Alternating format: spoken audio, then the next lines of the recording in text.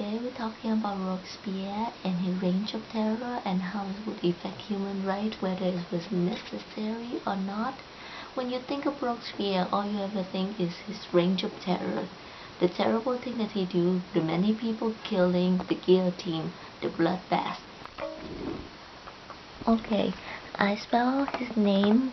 For R stand for the reign of terror, O for oppressors, B for bloodthirsty dictator, E for equality, S for sweet and sympathetic voice that make people listen to him, and P for public safety committees, which establishes principles of political morality.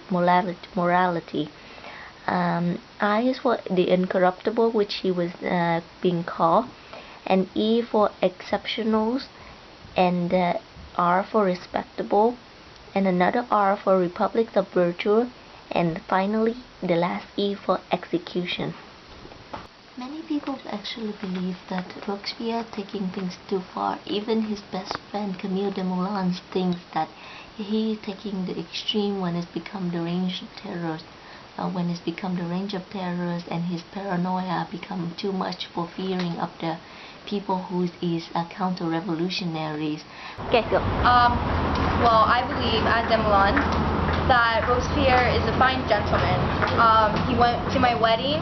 He started hitting on my sister-in-law.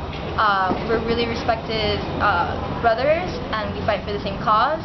But I do feel that once the reign of terror started, he took things way too far, and I started feeling threatened because he seems now to be attacking people who just don't think like him, and that's not something that is right. Well, I believe that violence should not be in one person's hand, because that is very dangerous. When you give somebody that much power to be able to say, you know, kill that guy, and especially if you have that many followers, it's going to happen. So what the knowledge that he has, it's very powerful. He's a very smart man, but I believe it also can lead to danger. Okay, go. As Danton, me and Robespierre began as close friends.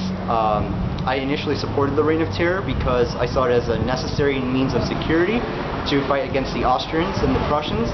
But then in 1794, in May of 1794, I sought to turn down the Reign of Terror and end it, but Robespierre wanted to continue it, and we had our falling out, and he tried to kill me, basically. And he did kill me on trumped-up charges of bribery and stealing public funds. As for the Reign of Terror, it was brought up as a security measure, Law 22 Prairial, it was called. It was extended. It was based on the philosophy that anyone outside the general will must be dealt with violently because they're not part of the general will. And the fear that if the Prussians and the Austrians got to Paris and there were loyalists inside Paris, they would turn over the city to them. So it was mainly a security measure, but then Robespierre took it to a degree of, let's cleanse the Republic and establish a Republic of virtue. And that's where I had my falling out, and that's where I stopped supporting it as Danton. However, the people did not take into consideration that right now France need to, at that time France need to change, and ideals alone cannot change France at all. And he need to ignore the consequence of his action to win against hard opposition force. And even though there are sacrificed soldiers and innocent bystanders alike, but he cannot just stop because there's so many blood already spilled, and if he cannot spill more blood, I mean, if he need to spill more blood to be able to move forward, so that the blood that have been spilled already, so that it would not be waste and they could not just stop. Okay, the range of terrors basically achieved so many things that even I would say that the French Revolution is because of the range of terror that is achieved as much result as it was. If it wasn't for the range of terror, the Austrians and the Prussians would probably already crushed France at that time. And if it wasn't for the range of terrors, we would not have France as it is today. and many other countries like the Russian Revolution would never happen. At the beginning, he was very much against the death penalty, and he wrote essays, speeches about it.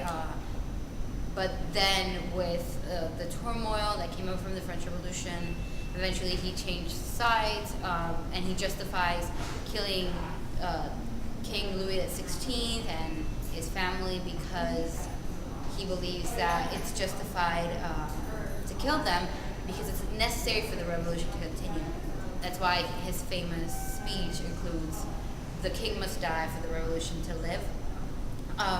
Well, according to Robespierre, obviously the reign of terror was absolutely necessary, and there was no way that the revolution could reach its climax without it. Robespierre was to many like a fanatical. So when the revolution got to a point where most people were, happy with the progress, he wasn't satisfied, so he had to take it that other way. When the revolution ended, when Robespierre died, they did reverse back to being kind of a leadership instead of just the people as much as Robespierre wanted. The people of the revolution is tired of the revolution, and they want to just, whatever they accomplish, they just want to keep it. However, Robespierre thinks differently. He believed that if we stop right now in the middle of progress, we're gonna go back to as things were. So at first I didn't believe that the death penalty was necessary. Then as we got farther into the revolution, I realized the only way to put down those who are against the state would be to put them down, take them out. You all are calling it a reign of terror. It's not a reign of terror. It's a reign of awesome.